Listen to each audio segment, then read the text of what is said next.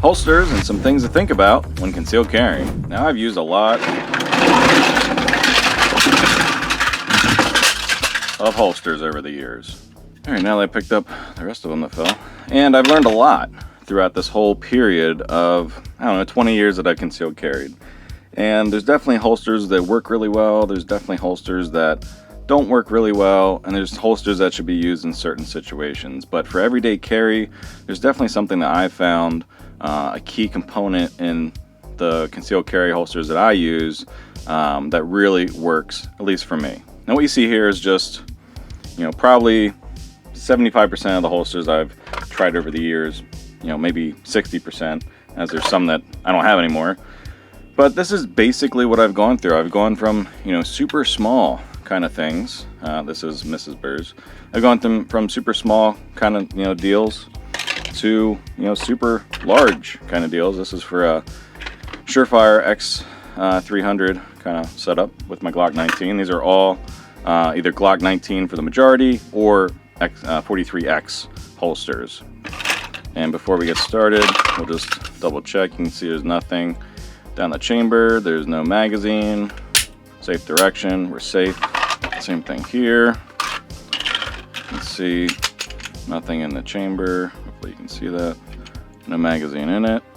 Safe direction. We're safe. So what are the key things here? Number one, don't get plastic clips. Plastic clips break off, especially when you're doing combatants. Somebody's fighting for your gun, you're, grappling or whatever's going on. This clip has a very good potential to break. So I recommend using metal clips like Discreet Carry Concepts, like these right here. These are the single clips. This is what they call their mono block, which is a double, which is my favorite.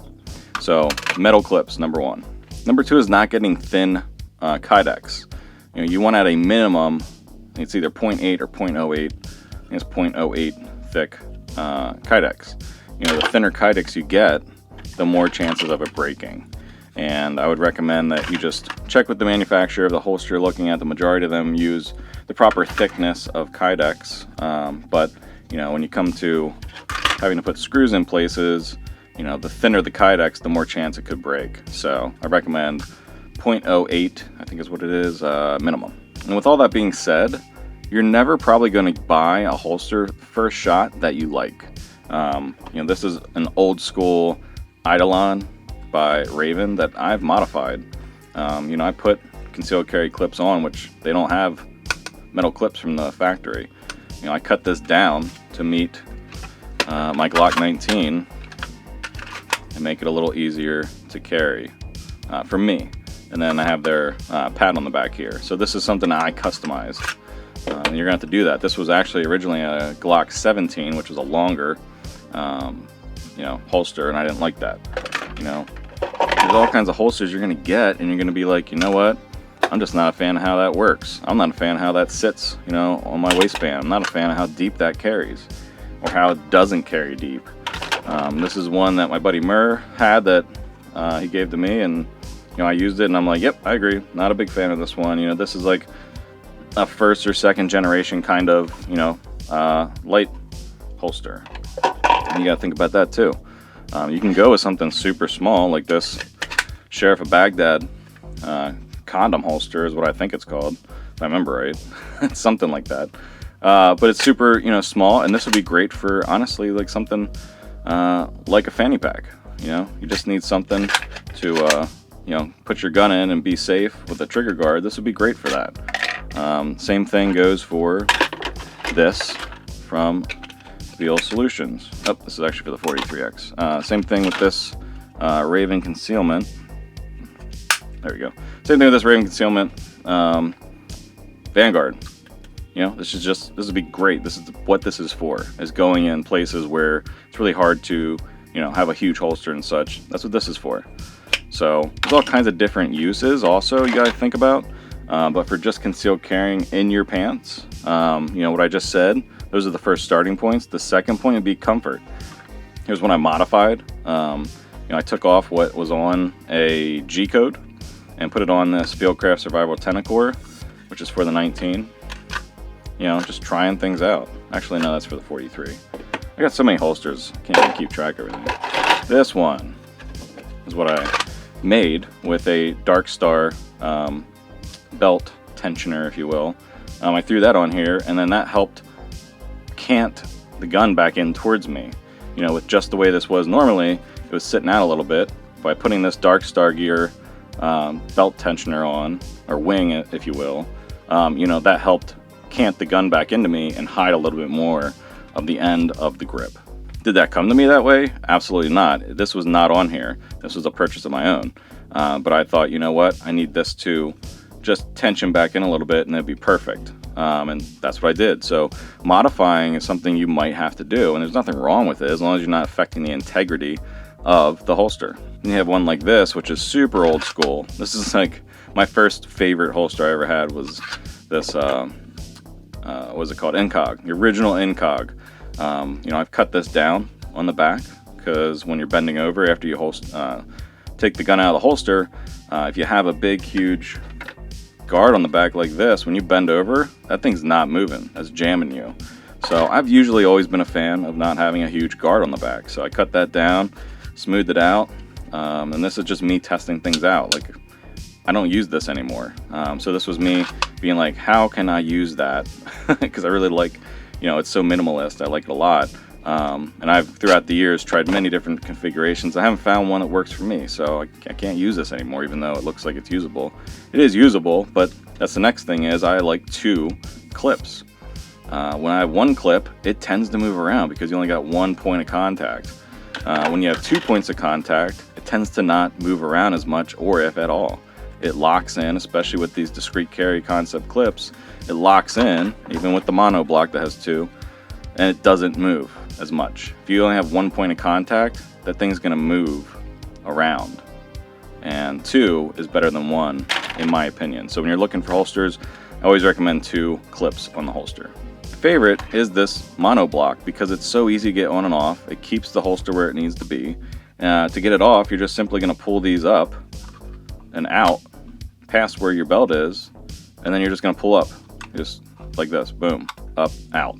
When you do have 2, you do sometimes have to, you know, take a little bit longer to take the holster off, but it's better than 1 in terms of use, in my opinion.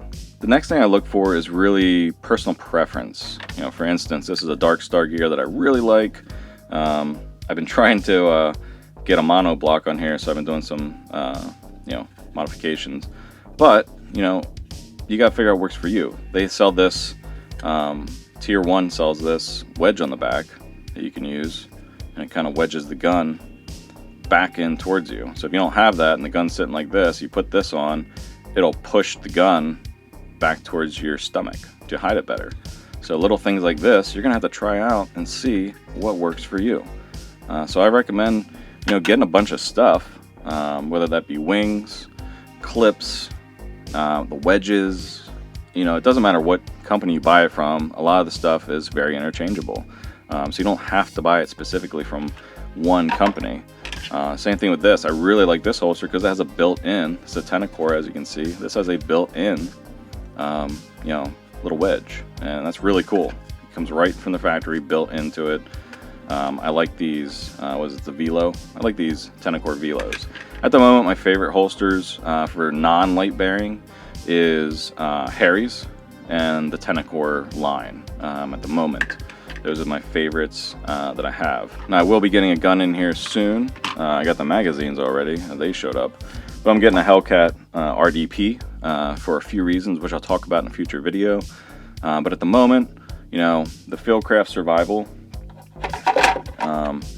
Tenacore offering I've used for years.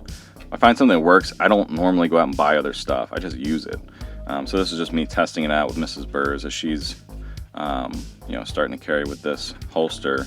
I was trying to see if that would tension in a little bit more. This is from G-Code, this little tensioner. I thought, you know what, let me throw it on there and see if that helps, you know, push the gun in a little bit more. Obviously, you can use one of these wings. You could use this Raven claw that they have. You can use a whole bunch of different things, and some are proprietary. Some have it built in to the holster to tension it back towards you. Same thing with this Harry's holster right here. It's built in to it when it works very well to tension it back in towards you, so it's a nice clean look that you don't print. So I like that with the Harrys. I like that with the Tenacore. I think they're probably one of the ones that are at the top of the tier. I'm not a person who's going to tell you, hey, this is the best, because you know what, there really is no absolute best. A lot of it is personal preference. I think if you go with Tenacore, Harrys, I think you're going to have to buy a few holsters and try them out. If you get a holster and you just fall in love with it, there's that. But I really think through a lot of people, when they go through concealed carry journeys, they realize that, you know what, this one doesn't tension in enough, or maybe you buy something to modify it versus buying another holster. You know, it's definitely a personal journey, and like I said, I can only just give you some of the guardrails that I've come across over the last 20 years. Do I recommend leather? I don't. I like a hard enclosure around the trigger guard.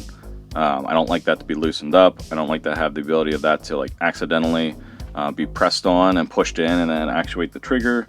I like a kydex holster. There are some companies doing kydex and leather, and I think that's cool as long as the kydex is what's around the trigger guard.